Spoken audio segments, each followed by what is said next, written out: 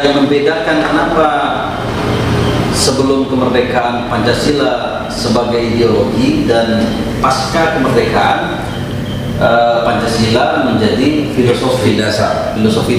Ya.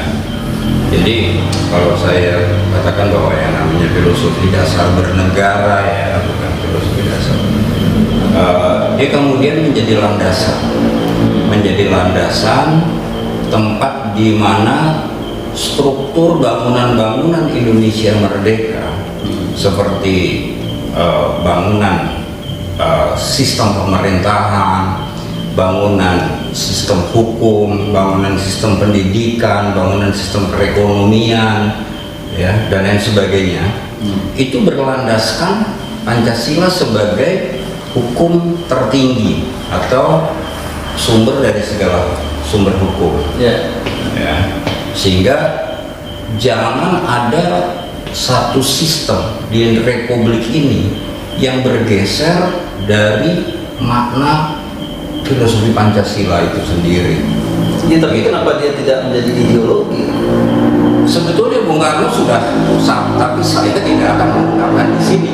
Kalau kita perhatikan pada saat Bung Karno memberikan penjelasan tentang sila keempat, yaitu kesejahteraan sosial, ya, ini kan berarti apa?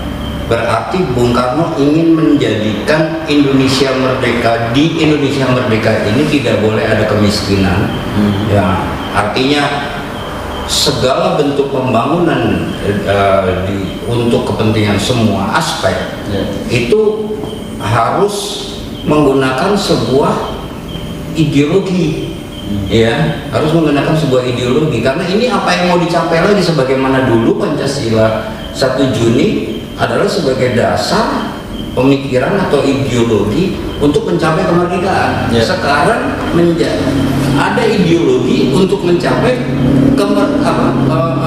kesejahteraan sosial, kan begitu. Nah, ini ada ideologi itu bisa berganti-ganti. Ideologi sebagaimana apa yang dikatakan oleh Bung Karno, ya, suatu hari Bung Karno pernah mengatakan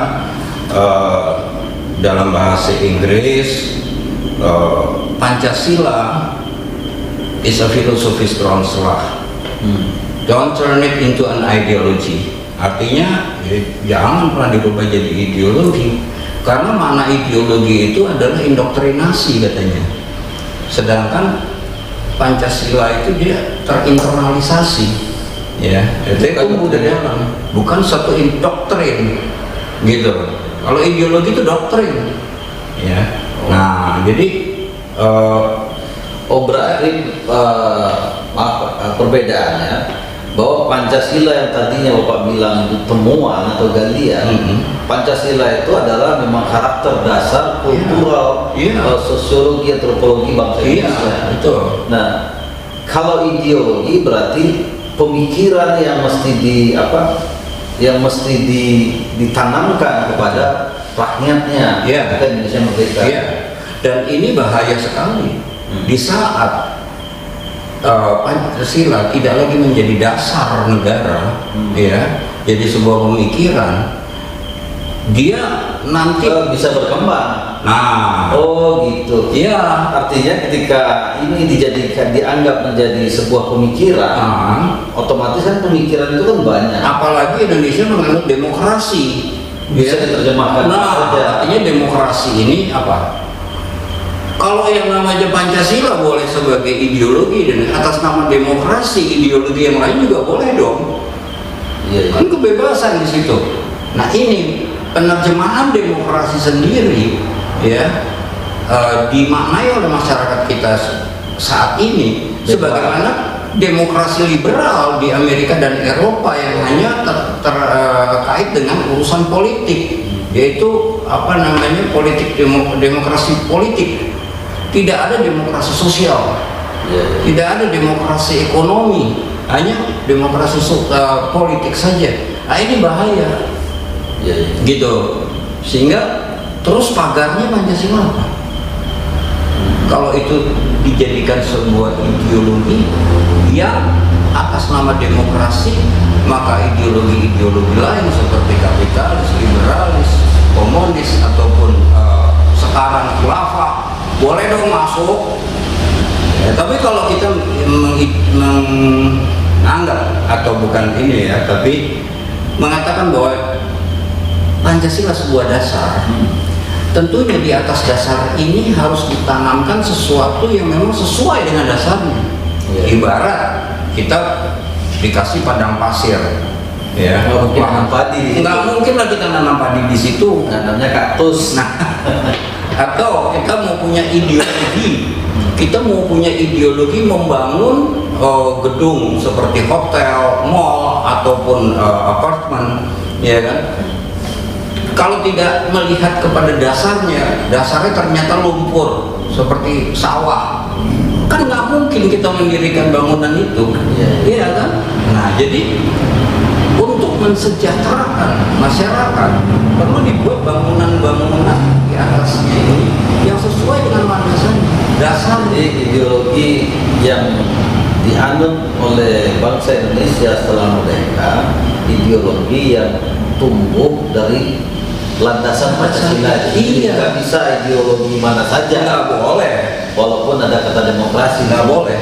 Jadi ideologi yang memang dibatasi oleh Pancasila sendiri. Ya, jadi inilah yang disebut sebagai, dulu Bung Karno pernah menyampaikan dalam pidatonya tentang Manipul Usdek sebagai sebuah penjabaran atau manifestasi politik, ya. Itu dalam urusan demokrasi beliau mengatakan ada demokrasi terpimpin dan ada ekonomi terpimpin, ya. Jadi Undang-Undang Dasar 1945, sosialisme Indonesia, demokrasi terpimpin, ekonomi terpimpin, dan kepribadian Indonesia, inilah USDEK singkatan dari itu, ya. Nah, jadi Bung Karno sudah meletakkan dasar itu, sehingga dasar itu sendiri otomatis punya batasan, gitu kan? Tidak bisa dasar itu sembarang bisa ditaruh di atas dasar itu. Nah Pak, kalau Pancasila sebagai dasar negara, bahkan itu menjadi dasar hukum yang ada di NKRI ini, seyogyanya hari ini apa ideologi kita, Pak? Ya, nanti kalau saya jelaskan apa yang sebetulnya disampaikan oleh Bung Karno, bukan oleh saya dalam pidatonya di 1 Juni itu, ya, nanti jadi polemik, gitu kan? Ya, itu kan bukan pernyataan Bapak, pernyataan Bung Karno kan? Iya, pernyataan apa ya Bung Karno? Apa itu? Jangan dilupakan bahwa yang namanya Bung Karno itu mengaku bahwa dirinya seorang pengagum dari Dr. Sun Yat-sen. Dr. Sun Yat-sen. Iya. Cina ya? Iya, Tiongkok. Ya. Siapa itu? Guru besar? Iya, beliau seorang doktor, beliau juga seorang filsuf, ya. Oh, filsuf. Iya, Cina. Apa itu, Pak? Ya, beliau mengatakan three people's principle yang namanya San Min Chu I. San Min Chu I artinya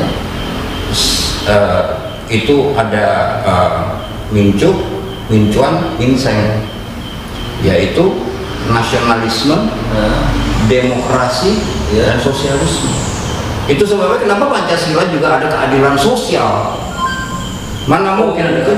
Berarti itu yang dimaksud kalau Pancasila itu diperas akhirnya menjadi Trisila. Iya, Trisila itu sosial nasionalisme, sosial demokrasi, dan ketuhanan. Ya. Tapi kalau diperas lagi jadi satu. Ya, karena apa satunya? Gotong royong. Satunya itu gotong royong. Tapi gotong royong tidak mungkin terwujud tanpa penjabaran dan pengimplementasian atau manifestasi dari Trisila. Trisila juga tidak akan terwujud kalau tidak ada Pancasila, gitu. Tapi kalau gotong royong kan jabarannya luas sekali. Gimana bisa tercipta gotong royong kalau tidak ada kerukunan, tidak ada persatuan Indonesia, tidak ada pemahaman terhadap ketuhanan yang Maha Esa, tidak ada rasa peri kemanusiaan, keadilan, adab-adab, ya kan? Tidak bertujuan kepada perwujudan keadilan dan kesejahteraan sosial, tidak melandaskan kepada musyawarah demokrasi, ya. Nah, itu nggak mungkin lah tercipta gotong royong. Semua itu harus terpenuhi dulu persyaratan itu, baru Jadi istilahnya itu. Jadi ideologi menurut Bung Karno cuma 3 itu. Iya, Apa itu tadi? nasionalisme, demokrasi, sosialisme. Sosionasionalisme, sosio dan demokrasi, ya, dan ketuhanan yang Maha Esa. Itu. Jadi itu yang menjadi ideologi dari apa yang dicetuskan oleh Dr. Sun Yat-sen, Sang Mencui itu. Dan Ya. Bung Karno suka dengan itu. Suka dengan itu. Jadi tidak hanya sekedar seperti misalkan di Jerman, ya, nasionalis sosialis, ya. Tapi di era Bung Karno sendiri kan juga eranya era revolusi, Pak. Betul. Apakah gagasan-gagasan Bung Karno tentang ideologi itu di masa itu bisa dilaksanakan? Ya, sebetulnya ini kan sebuah platform atau sebuah arah mewujudkan itu. Jadi bukan saat itu sudah dilaksanakan, tetapi mengarah ke situ.